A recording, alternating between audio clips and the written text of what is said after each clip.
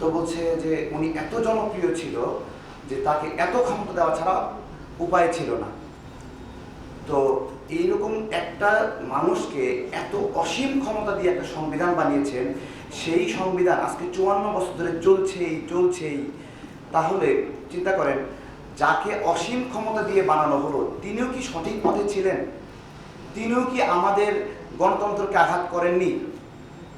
তিনি আমাদের যে সাম্য, মানবিক মর্যাদা, আমাদের ভোটাধিকার, সেগুলো আঘাত করেননি? তাহলে দেখেন, একজন ব্যক্তিকে অসীম ক্ষমতা দিয়ে বানানো একটা সংবিধান কিভাবে যুগ যুগ ধরে আরো অনেকগুলো স্বৈরাচারকে অসীম ক্ষমতা দিয়ে আসছে। তাহলে এই অসীম ক্ষমতা দেওয়া সংবিধান আমরা কিভাবে ন্যায্য বলতে পারি?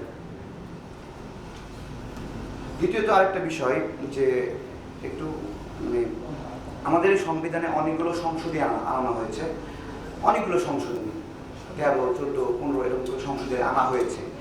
এই যে সংশোধনীগুলো আনা হচ্ছে, এগুলো কেন আনা হয়েছে?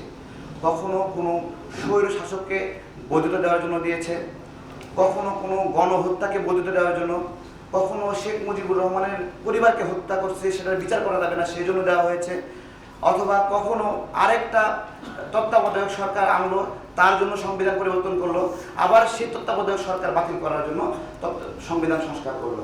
অর্থাৎ এটাকে এত বেশি সংস্কার করে একটা খিচুড়ি বানাইছে যে এই সংবিধানটাকে একটা ডাস্টবিনে ফেলা ছাড়া এটা নতুন কোনো কিছু চিন্তা করতেই পারি না, আমরা মানে এই বিষয়গুলো।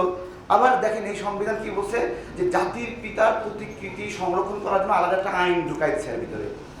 জাতির পিতা একজন ব্যক্তি যে আমাদের গণতন্ত্র নষ্ট করছে, তাকে জাতির পিতা বানালো, আবার তার প্রতিকৃতির জন্য সংবিধানে আইন সংযোজন করলো। আমার প্রশ্ন যেটা, জাতির যে পিতা কোন কোন দলের ম্যান্ডেট নেওয়া হয়েছে, নাকি একটা দলের ম্যান্ডেটে হয়ে গেছে? যিনি সকল দলকে নিষিদ্ধ করলেন, সেই ব্যক্তিকে সকল দলের পিতা কিভাবে বানাবেন? এর জন্য কোনো গণভোট হলো, কোনো গণশুনানি হয়েছে? তাহলে এই লেখা সংবিধান সংস্কার করবেন না বাদ দিবেন? আমার প্রশ্ন, তাই না?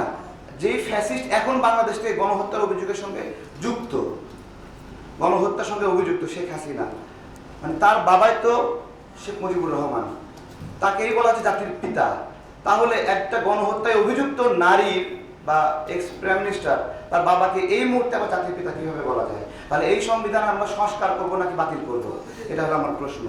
আরেকটি বিষয় হলো, এখানে ইসলাম মুসলিম নিয়ে অনেকগুলো আলোচনা করা হয়েছে।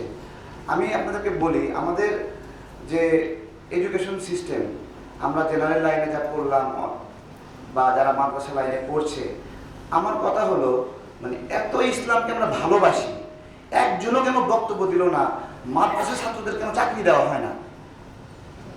তাই না? কেন বঞ্চিত করা হয়? এটা কি সমস্যা কি? মানে আপনি হলো রাশিয়ান সমাজ বিজ্ঞান জানেন, আপনি এর জন্য চাকরি পাবেন, আর আরেকজন ইসলামিক সমাজ বিজ্ঞান জানে, এর জন্য চাকরি পাবেন না। এটা ওর ব্যর্থতা, তাই না? আপনি আলেকজান্ডারের নাম বলছে অনেকে, তার জ্ঞান জানেন, আপনি নবীর জ্ঞান জানলে আপনি চাকরি পাবেন না। সমস্যাটা কোথায়? এগুলো মানে নিয়োগে কর্মের স্বাধীনতা যে বলা হয়েছে 29 অনুচ্ছেদে বলা হলো, এই একটাই সংবিধান কিভাবে সাজাইছে জানেন? প্রথমে বললো ধর্ম বর্ণ নির্বিশেষে সবাই চাকরি পাবে। হ্যাঁ, খুব সুন্দর।